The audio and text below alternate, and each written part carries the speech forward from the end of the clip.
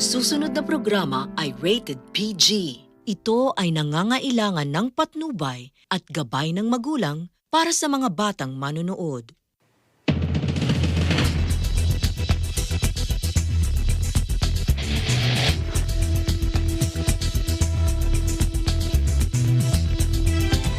We're working to connect a region of over 600 cultural bridges between our lands.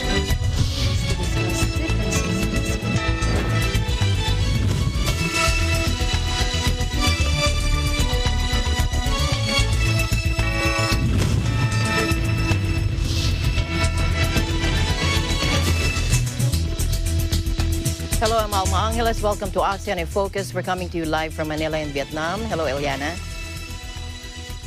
Hello, I'm Eliana Faith Sebastian from EBC Vietnam Bureau, bringing you the news in the dynamic ASEAN region. On today's headlines. Between our lands. The Philippine government, through the Department of Foreign Affairs, condemned North Korea's intercontinental ballistic missile last week.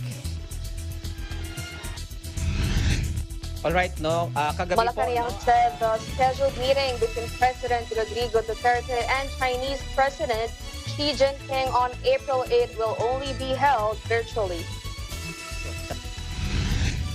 Oil Industry Management Bureau Assistant Director Rodela Romero told State One Television that there will be a rollback on fuel products by Tuesday.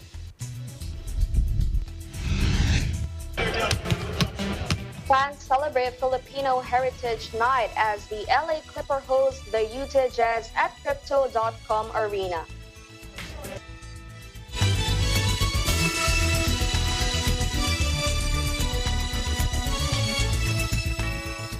First in our news, the Philippine government, through the Department of Foreign Affairs, or DFA, condemned North Korea's intercontinental ballistic missile test last week. In a statement, the DFA described the move as a reckless and provocative action that undermines peace and stability in the Korean Peninsula, the entire region, and the world. It said, we reiterate our call on the DPRK, or Democratic People's Republic of Korea, to comply with its international obligation under relevant United Nations Security Council resolutions and commit to the process of constructive and peaceful dialogue. Pyongyang claimed that it successfully launched a new type of ICBM called the Hwasong-17 last March 24 from Sunan in Pyongyang City, the country's first long-range test since 2017. However, according to the U.S. and South Korean intelligence, North Korea likely faked the launch. Citing state-owned Korean Central News Agency, or KCNA, the UN said it covered 1,090 kilometers and reached a height of around 6,200 kilometers, making an impact on the sea within Japan's exclusive economic zone. Hundreds of protesters in tightly controlled Singapore staged a rare demonstration against the death penalty Sunday. As fears grow, the city-state is set to carry out a wave of hangings. Capital punishment is a brutal system that makes use of us all. It appeals to our worst instincts for violence and blood and distracts us from compassion and mercy and true justice. Instead of pushing us to address inequalities and exploitative and oppressive systems that leave people marginalized and unsupported, it makes us the worst version of ourselves. Because the death penalty is a cruel and unjust punishment, there's no evidence that it works. And many people who are on death row are racial minorities, and they are there because they are vulnerable, they're from impoverished families. So we need to look into the bigger structural factors which cause many people to come into conflict with the law rather than execute them. I came today because I think the death penalty should be abolished. I also came because I think the right to protest in Singapore needs to be defended, and it also needs to be extended. Not everybody had the same life of privilege that we have had, the same opportunities, and I think people deserve a second chance. I think education is a big thing. I think rehabilitation is very important. I think we should focus on that rather than retribution or revenge. Authorities last week conducted the country's first execution since 2019 when they hanged a drug trafficker. Several other death row convicts recently had appeals rejected. Organizers said about 400 people joined the demonstration at Speaker's Corner in a downtown park, the only place in the city-state where protests are allowed without prior police approval. They held signs reading capital punishment does not make us safer and don't kill in our name, and chanted slogans against the death penalty. Protests are unusual in Singapore, which frequently faces criticism for curbing civil liberties. Aside from in Speaker's Corner, it is illegal for even one person to stage a demonstration without a police permit. Meanwhile, more street protests gripped Sri Lanka after the country declared a 36-hour nationwide curfew Saturday and deployed troops backed with sweeping new powers under a state of emergency to quell protests against the president. Cristel de Marucot reports. People waiting in queues that starts before dawn. That's what citizens now expect when buying essentials like gas and cooking fuel. In this line for kerosene, many have stood for 5 hours in empty stomachs under the heat of the sun. Everyone is angry.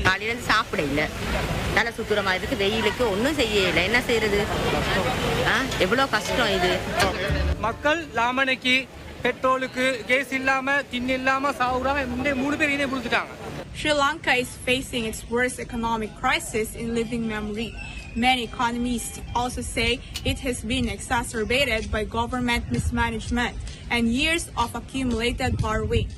Farmers face a devastating drought in 2016. The implementation of a government policy banning imported fertilizer compounded the issue. It was an attempt to make Sri Lanka the first organic farming nation, but instead farmers left their fields and food skyrocketed. Sri Lanka's predicament has been compounded by the COVID-19 pandemic, which torpedoed tourism and remittances. Yes, I am expecting it to get a lot worse, and unfortunately they are unable to contain it because the people who created the crisis are very much still in charge of the economic management. So I think it's behaviorally impossible for them to acknowledge that they have made a huge blunder and they have to reverse all these incorrect economic policies. The state electricity monopoly said it enforced 13-hour power cuts from Thursday, the longest ever, because it did not have diesel for generators. Several state-run hospitals have stopped conducting surgeries as they have run out of essential life-saving medicine. I would definitely say this is the worst crisis since independence, just because while there have been crises, not to this magnitude and not to this level of disruption of the economy, the productive capacity of businesses to operate during power cuts and whatnot. It has impacts across the entire value chain. Sri Lanka's capital was under heavy security on Friday after hundreds of protesters tried to storm the president's home in a night of violence and anger at a dire economic crisis. One person was critically injured, and police said 5 officers were hurt in running battles. 45 people were arrested, and in the latest official data released Friday, it showed that inflation in Colombo hit 18.7% in March, the 6th consecutive monthly record. Food prices also soared a record 30.1%. Like the queues for basic goods, the problems here seem endless. Reporting from Sri Lanka, Cristel Nicole de Marucot, back to you, Alma.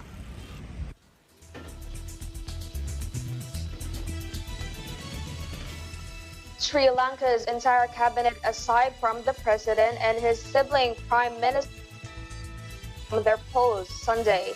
Mahinda Rajapaksa will continue to be the prime minister.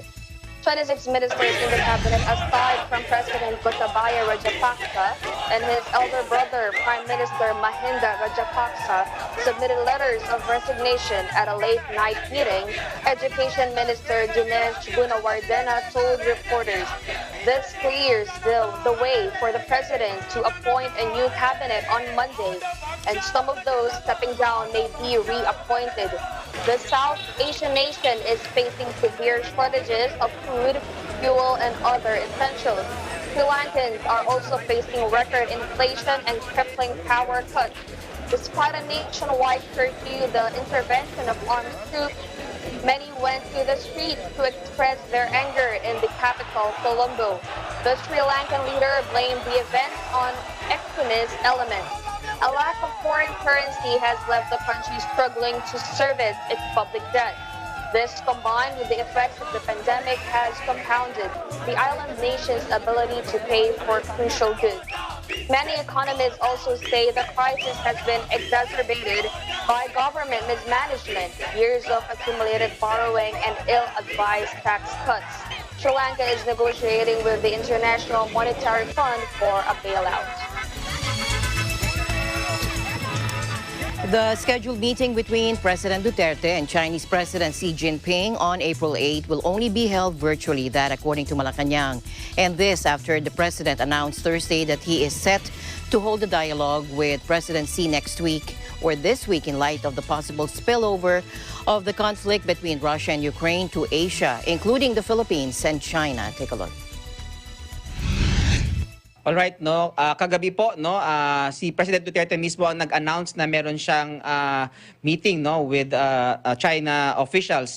At ang alam po natin ay online po ang meeting na ito sa darating po na April 8. Alright, ang nag-initiate po nito ay ang gobyerno po ng China. Alright, insofar as we're concerned, no, this meeting is still in the preparatory stage. So, kung ano yung magiging issues saka matters na pagdi-discuss ng world leaders na ito ay malalaman natin in the coming days. In a speech delivered in Lapu-Lapu City on Thursday, the president said China would not sit idly in case Russia resorts to nuclear war amid its ongoing tensions with Ukraine.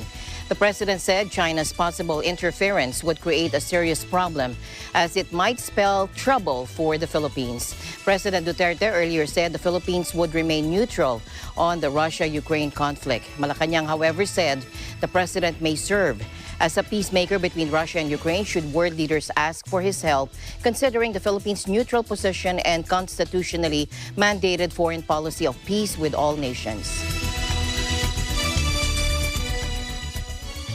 Ukraine's President Volodymyr Zelensky called Russian troops murderers, torturers, rapists, looters on Monday after dozens of bodies were found near Kyiv.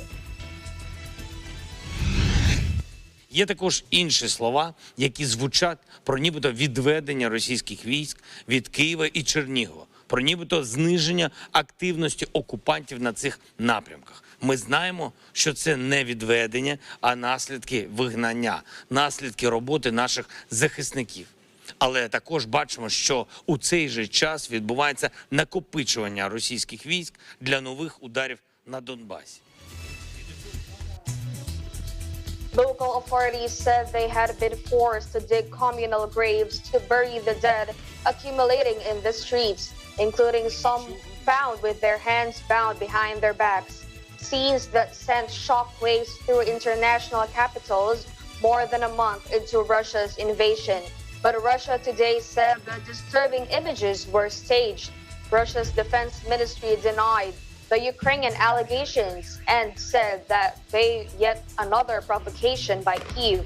Russia has previously denied targeting civilians and has rejected allegations of war crimes in what it calls a special military operation aimed at demilitarizing and denazifying Ukraine. All right, we apologize for that. But this time, as Russian forces retreat in the north of the city, here are the right images of what they left behind. Take a look. 13 Russian armored vehicles around the village of Dmitrivka, 5 kilometers southwest of the Kiev suburb Irpin, destroyed and abandoned. Russian military uniforms and personal belongings lay scattered on the ground including a red leather bound Russian translation of Gibbon's Decline and Fall of the Roman Empire. Ukrainian forces say they have liberated a string of Russian-occupied towns and villages near the capital in recent days after Russia said it would scale back attacks on Kiev. Russia's pullback now appears to be gathering pace, even as Ukraine's President Volodymyr Zelensky said Moscow was consolidating for an assault in the country's east and south. UN Secretary General Antonio Guterres on Sunday called for an independent investigation into the killing of civilians in the Ukrainian town of Bucha, a suburb of the capital, Kyiv. I am deeply shocked by the images of civilians killed in Bucha, Ukraine, said Mr. Guterres in a tearsy statement, which was also posted on his official Twitter account. It is essential that an independent investigation leads to effective accountability. The UN continues to press for an end to the war in Ukraine, which the Secretary General has described as unwinnable. Conflict began on February 24 when Russia invaded the country. Since then, 3,455 civilian casualties have been reported, according to the latest update from the UN Human Rights Office published on Sunday. Of that number, 1,417 persons were killed and 2,038 injured, though real figures are believed to be considerably higher. Most casualties were caused by the use of explosive weapons with a wide impact area, including shelling from heavy artillery and multiple launch rocket systems and missile and air strikes. In another development related to that, Oil Industry Management Bureau Assistant Director Rodela Romero told state-run People's Television that there will be a rollback on fuel products by Tuesday. However, she declined to say how much. Release ang United States sa kanilang strategic petroleum reserve para po mabalanse ang supply at demand sa world market. Kasi sa pagre-release po ng United States, nakiayon naman po ang IEA, yung mga European countries, na magbibigay din po sila ng volume na tutulong po sila sa pag-release sa mga stockpiles nila. Kasi po wala po silang sinabi pa na exact amount. Malalaman po natin next week. And then dagdag po sa dahilan sa pagbaba ng presyo, yung pong nangyaring lockdown sa China, particularly yung commercial hub nila na Shanghai na meron pong around 26 million na residents. Dahil po doon sa paglaganap ng COVID, nakakalungkot man po yung dahilan, pero dahil po na lockdown yung nasabing mga provinces sa China, bumaba po ang demand. At saka sa simula din po ng linggo, isa pong kadahilanan, yung nangyari pong peace talks sa Russia at saka Ukraine. Nasabi nila, itetemper po o babawasan nila yung military operation but not necessarily ceasefire.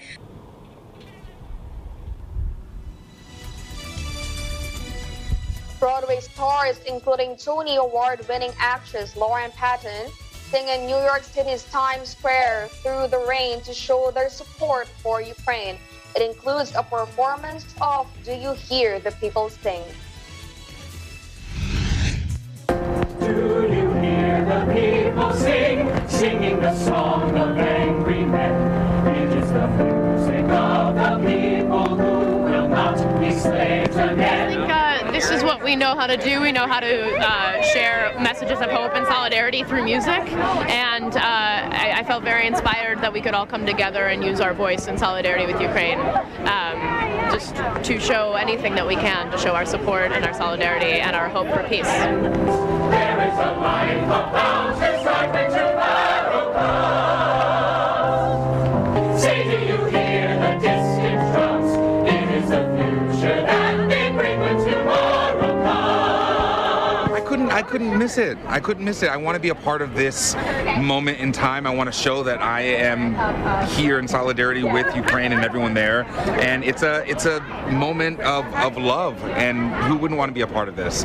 So I'm proud to stand with my brothers and sisters of Broadway, of the Broadway community, as we raise our voices in support. Hopefully they hear it across the way. With the beating of your heart echoes the beating of the drums. There is a life above.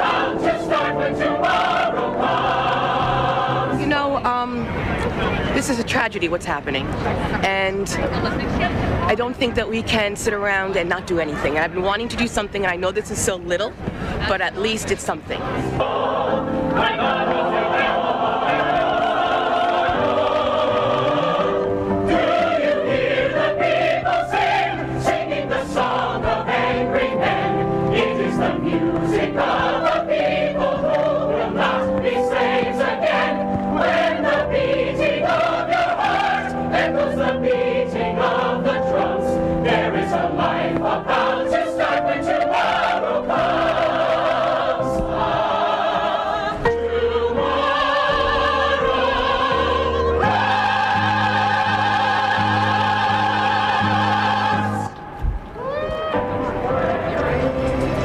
And the news continues here on ASEAN in Focus. Eliana and I will be back right after this.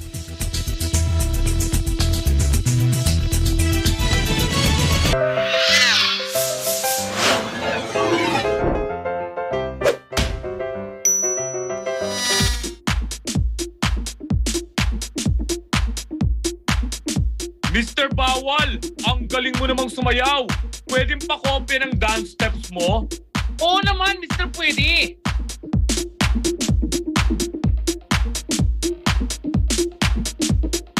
Mr. Bawal, ang ganda rin ng forma mo. Pwedeng pa-copy ng forma mo?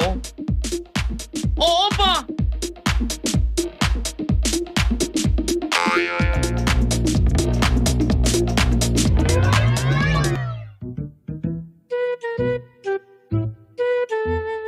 Mr. Bawal, pa-copy naman sagot mo. Yan ang hindi pwede. Ang pagsilip sa sagot ng iba, lalong-lalong na sabotuhan. Oy! Bawal yan! Ayon sa Omnibus Election Code, ang pagtatangkang silipin at alamin ang boto ng iba ay isang election offense. Mr. Pwede? Please report to the principal's office.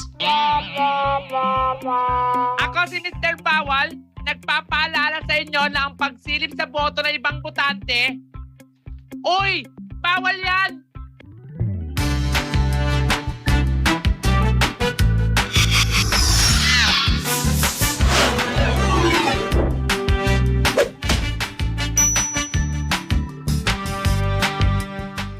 A public service message of Net25 for Mata ng Halalan 2022. Matatag, matapang, matapat. Alam namin ang iyong pagsisikap. Dama namin ang iyong mga sakripisyo. Kita namin ang pagharap mo sa bawat pagsubok. Kaya sa kabila ng mga hamon ng buhay, nandito kami para umalalay.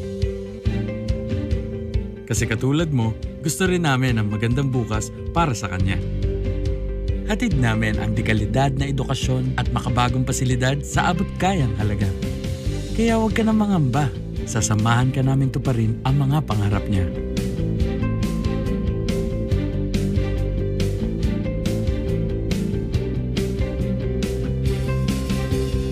Maaasahan mong sulit dito ang mga pinagsikapan mo.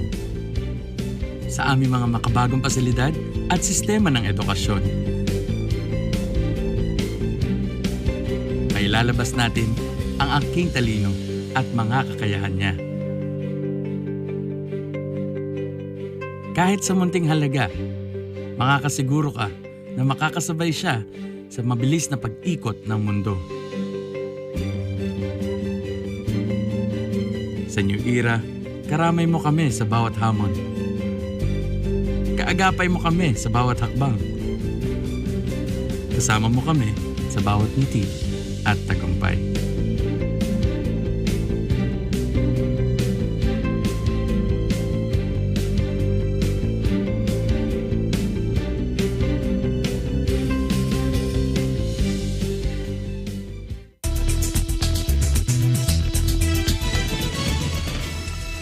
Welcome back to ASEAN in Focus. Singapore fully reopens its borders to all vaccinated visitors Friday after a 2-year coronavirus shutdown, with travelers saying they are very happy to travel again without onerous restrictions.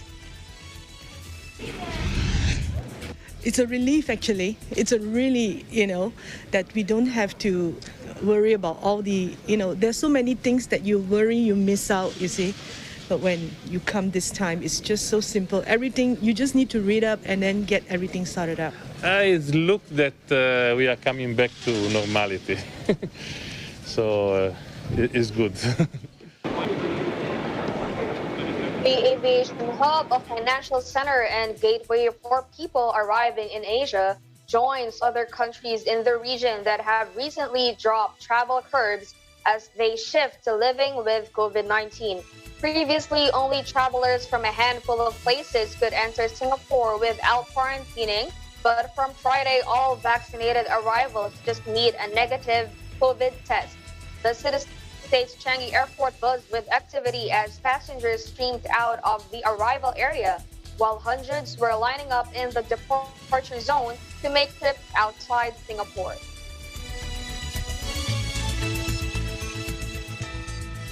Pakistan Prime Minister Imran Khan foiled an attempt to boot him from office Sunday by getting the president to dissolve the National Assembly, meaning fresh elections must be held within 3 months.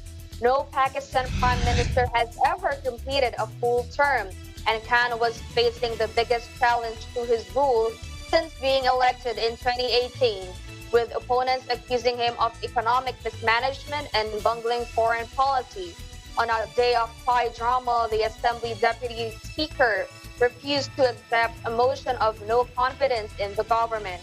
Khan simultaneously appeared on TV to say there had been foreign interference in Pakistan's democratic institutions.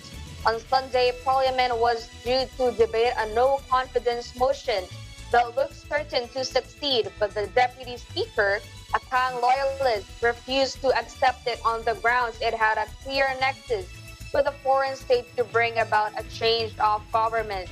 Khan was elected after promising to sweep away decades of entrenched corruption and cronyism, but has struggled to maintain support with inflation skyrocketing, a feeble rupee, and crippling debt.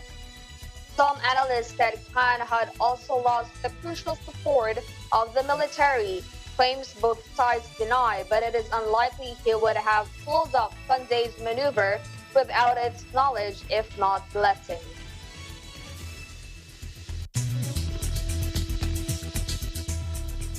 Vietnamese authorities have issued an arrest warrant for one of the country's wealthiest men over allegations he manipulated the stock market.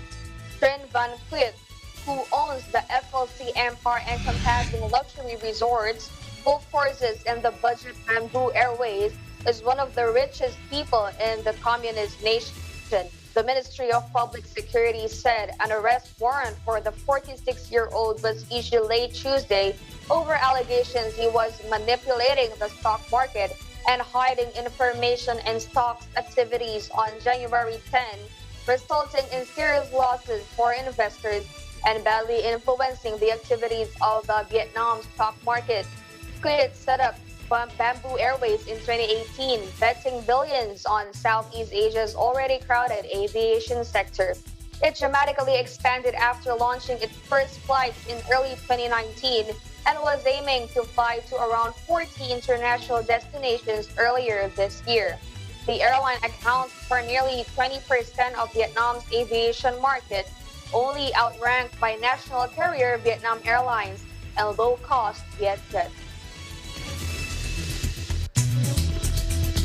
In other stories making headlines around the world, how many unending tragedies does it take before we cure the sickness in this country? Those were the words of the mayor of Sacramento describing an overnight shooting involving what he called assault weapons. 6 people were killed, 12 others wounded. Listen to this video posted on social media and take note of just how fast the shots came. Take a listen.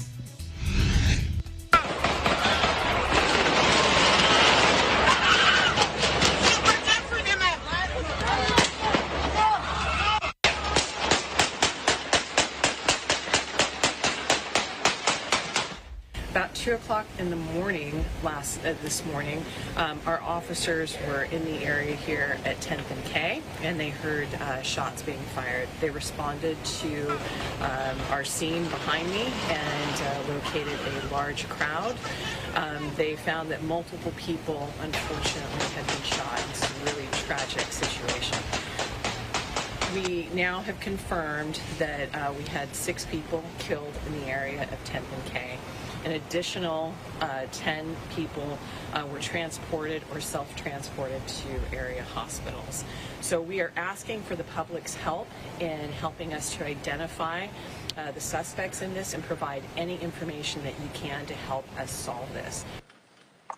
I have every confidence that Chief Lester and the hardworking men and women of the police department are going to find who was responsible for this horrific and unacceptable murder. No, it is beyond time to have a sane conversation about guns in America. We have a sickness. It's a sickness in our country. It's a sickness in our culture.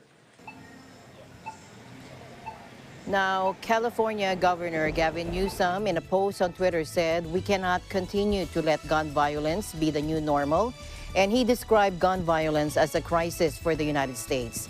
Lax gun laws and a constitutionally guaranteed right to bear arms have repeatedly stymied attempts to clamp down on the number of weapons in circulation, despite greater controls being favored by the majority of Americans. 3/4 of all homicides in the U.S. are committed with guns, and the number of pistols, revolvers, and other firearms sold continues to rise. The shooting happened in the downtown area, just blocks from the state capitol and close to the venue where the NBA Sacramento Kings play. Back to ASEAN, the high-level task force on ASEAN Community's post-2025 vision held its first meeting at the ASEAN Secretariat on March 31st to April 1. They discussed the work plan for the HLTF in 2022, rules of procedures of the HLTF, and core elements of the post-2025 vision. The meeting was co-chaired by Cambodia as the ASEAN chair and Malaysia as the permanent shepherd of the HTLF, and attended by members from all 10 ASEAN member states. Cambodia, as co-chair, emphasized that addressing traditional and non-traditional threats necessitate joint action and response, especially in the context of megatrends and a rapidly changing geopolitical and economic landscape. Malaysia, as co-chair, noted that there is a strong and genuine desire among all ASEAN member states to harness opportunities and address the challenges in the most collaborative, accommodating, and constructive way possible. Composed of eminent persons, high-level representatives from each ASEAN member state, and the Secretary General of ASEAN, the HLTF is mandated to develop the ASEAN Community's vision beyond 2025. And the ASEAN Sustainable Urbanization Forum was held on October 6 to 8 last year as part of efforts undertaken by ASEAN in implementing the ASEAN Sustainable Urbanization Strategy, or ASUS, and contributing to sustainable urban development. Take a look.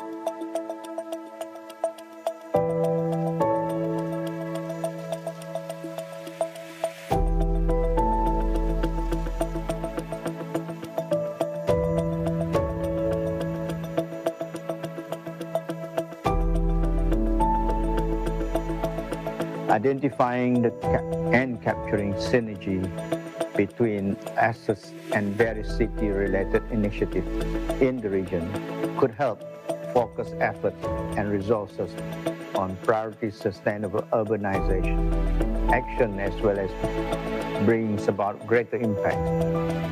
The ASEAN Sustainable Urbanization Forum presents a timely opportunity for us to come together to further connectivity and partnership, and to share experiences and lessons learned on sustainable urban solutions.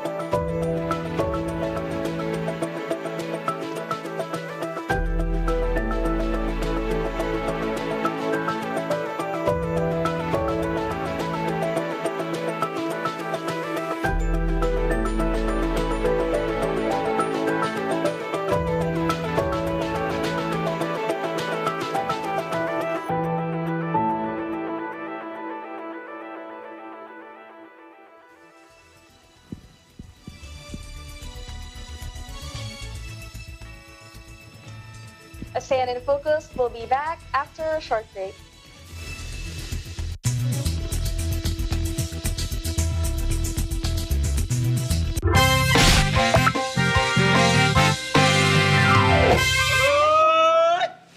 Lakuteng, sigurado ako, maraming tao sa araw ng botohan. Naku, sinabi mo pa, pila dito, pila doon. Abay, napakaraming tao.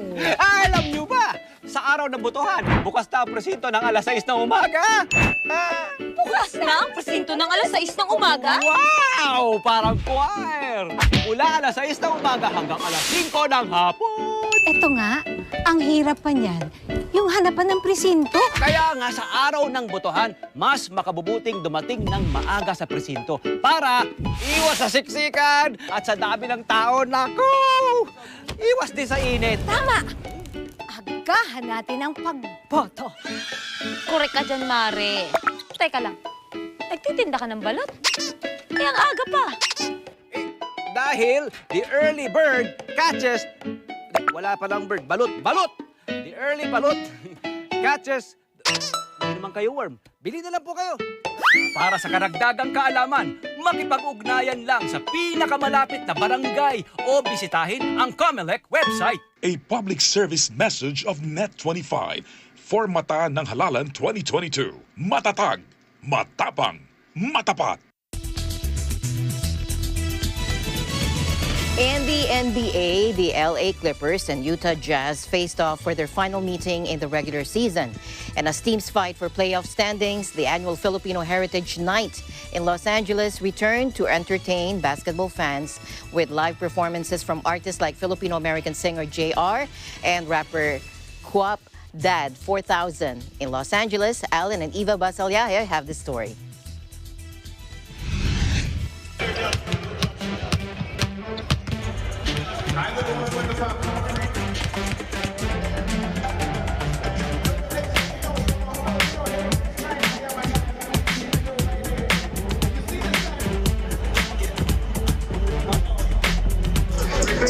Number 8 and number 5 Western Conference teams, the Los Angeles Clippers and Utah Jazz, square off at the freshly minted Crypto.com Arena. 6'4" guard Jordan Clarkson is well acquainted with LA, playing for the Lakers for the early part of his career before eventually finding a spot on the Utah Jazz squad. And being of Filipino-American descent, the timing of Utah versus Los Angeles couldn't be better for him. Or for the thousands of fans who won't only enjoy NBA action, but who are also on hand to celebrate the annual Clippers Filipino Heritage Night.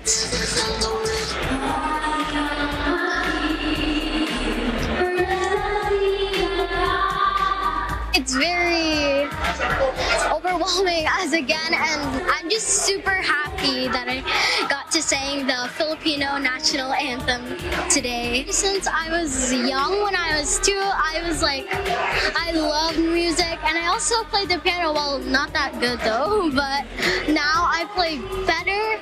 And when I was singing Part of Your World, like 2 years ago, that's when I discovered that I could actually sing. I think I just need to work on more Tagalog songs because I only just know 3 or 4, and my diction. I really can't, absorb everything that I just sang a while ago, 5 minutes ago, and I thought we were just having a blocking, but it is what it is. I really had fun. That was a totally different experience, and being here in Crypto Arena, wow. I just love being in LA the moment I got here because if you may ask, I'm also a part-time actor and a singer in the Philippines. That's why I chose living here in LA and trying my luck here. And yeah, let's see what's gonna happen. Just keep on supporting the Filipinos, the Filipino artists here in LA. We deserve to be known globally. They invited me to come sing the U.S. national anthem since I'm Filipino American, and I came out and the energy was great.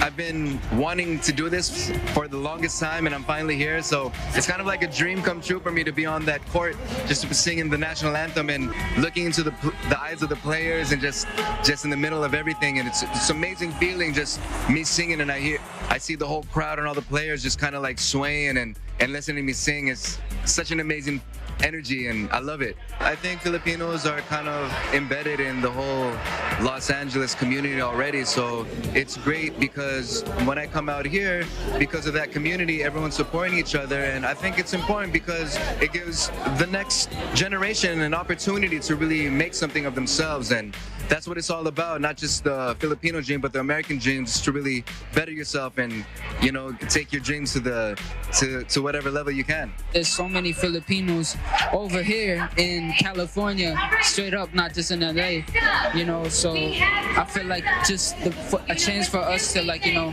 show a little more of what we are to the world will just be a great opportunity for everyone to just, like, you know, get a peek more into us, and because we just love spreading love, and, you know, we love accepting love as well, just like, you know, a love cycle, you know. We've had Filipino heritage for the past, I couldn't even tell you how many years, at least 15 years. So it's just, it keeps growing, keeps getting bigger and bigger, and we're able to introduce folks that don't even understand it. I got a lot of Filipino friends back at home, so, you know, it's a great group of people, so good vibe tonight. I actually have a good amount of Filipino friends, and, you know, I'm really cool with all of them. They're all great personalities, so I'm just really thankful to have them. And I'm sure they try to feed you more than you need. Oh yeah, for sure. They have great food, great food. We have a Filipino American on the Jazz, but we have the Clippers here. Who are you rooting for? Do you have any predictions? You know, I'm always rooting for Filipino Americans, but I'm from Los Angeles, so, you know, I gotta root for the Clippers. You know what I'm saying? But, you know, it's fine. It's cool growing up here in LA as a Filipino. You gotta represent for sure. I'm feeling the energy of everybody, even though y'all just normally interview me, so it's just, you know, it's gonna be crazy. Clippers, baby, Philippines. As ready as Clippers fans were for their team to deliver the win, there was little to be optimistic about for most of the game, as Utah's active scoring and defense built a substantial 25-point lead almost midway through the third quarter. But as what all too often happens in the NBA, the pendulum can swing in the opposite direction at any moment, and that's exactly what happened in this instance. Steadily, LA chipped away at the lead, eventually finding themselves within striking distance late in the fourth. The Clippers finally overtook the Jazz around the 3:30 mark. However, what ensued next was a seesaw battle of lead changes, all the way down to 20 seconds left in the game. But it was at this point when LA was able to put Utah away for good. It was a real nail-biter here at Crypto.com Arena as the Los Angeles Clippers edge out the Utah Jazz by a score of 121-115. With only a handful of regular season games left, both teams look to accelerate efforts in order to secure a playoff berth. But regardless of what jersey fans wore, everyone came out on top because Filipino Heritage Night brought the energy and fun to the entire crowd. Ivan Allen, Eagle News, Los Angeles. That's so much fun. Thank you, Eva and Alan, and thank you, Eliana, for keeping me company here in ASEAN. Thank you, Alma, and that's the latest news in the ASEAN region. Thank you for joining us today here in ASEAN in Focus. This is Eliana Faith Sebastian from EBC Vietnam Bureau, and we live in interesting times. Thank you very much for joining us. I'm Alma Angeles. We live in interesting times.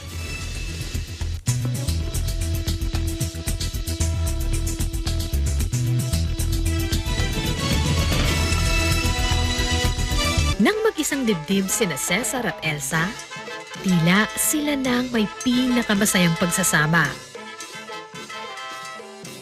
Lumipas ang mga taon, matutuklasan nila na walang forever. Hindi ba ako pagod? Nag-drop out sa kolehiyo ang anak mong lalaki at alas 3 pa lang ng madaling araw nagtatrabaho na sa palengke. Ikaw na ama ni ayaw mag-overtime? May kasamang lalaki sa kwartong anak mong babae at di mo pinagsabihan. Wala lang. Kahit napapagod ang puso sa bigat ng pasanin na binabalikat mag-isa, sinikap ni Elsa maitaguyod ang pamilya hanggang sa... Padaan ako.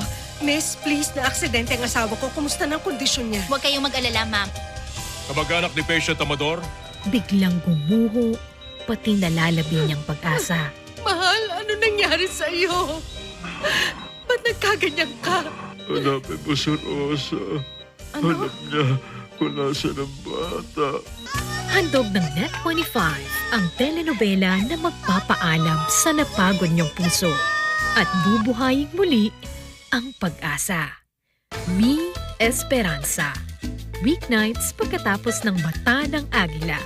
Dito lang sa Net25, Prime Time ng Pamilya. Let's get together sa init ng summer.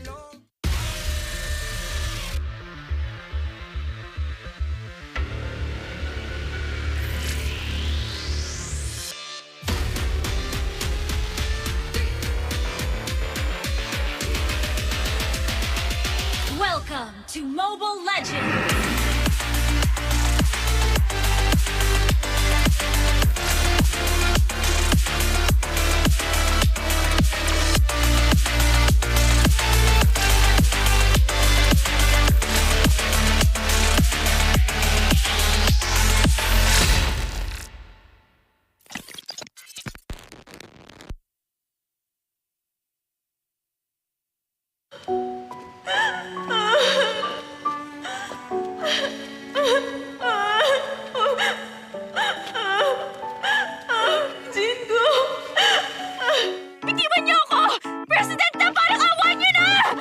Hinihiling ko na buksan ulit ang kaso niya. Bitiwan mo ako, sabi Kita mo muna ang tiyan mo!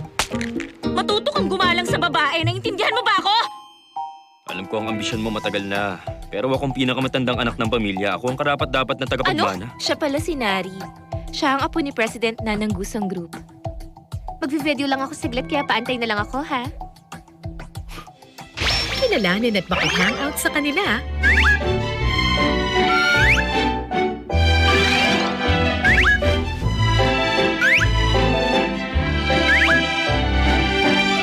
Never twice. Weeknights pagkatapos ng panalo o talo, it's you. Dito lang sa Net25, primetime ng pamilya. Let's get together sa init ng summer. Laughter is in the air dahil amoy na ang simoy ng katatawanan sa pagbabalik ng comedy prank show na talagang mapapawaw ang lahat sa ating ditong Laugh Trip Moments. I'm starving! Are you crazy? Pagkulitan at tawanan kasama ang mga prangtito at prangtita na always ready sa mga hinanda naming pranks that will surely make you go crazy. Kasama pa rin ang mastermind ng mga nakakaaliw na practical jokes na si Joey De Leon. It's Bill! It's Bill! No! It's Bill! Oh no! It's Biro only! Malapit na sa Net25! Sabi nila, habang buhay na karugtong ng puso ng ina, ang puso ng anak. At kapalit ng hirap na pinagdaanan ng isang ina sa pagsilang ng anak ay pag-ibig na busilak. Parang hindi ko na kaya.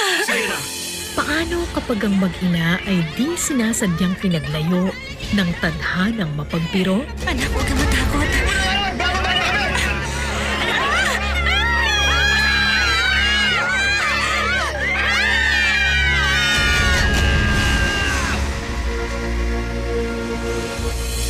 Nico! Kailangan ko na si Nico! Hindi nila siya mahanap. Ano sinasabi mo? Sabi mo, siya mahanap. Hindi mawawala ang anak ko. Ligtas siya. Hindi siya patiusap. Minahayag ka. Hindi ko sabi makiusap. Matuturuan ba ng ina ang puso na sumuko? Pero sir, baka nandyan lang sa tabi-tabi ang anak ko. Malugod na inihahandog ng Net25 ang isang kwento ng pangako ng pag-ibig. Tuloy-tuloy uusig, hinding-hindi patatalo.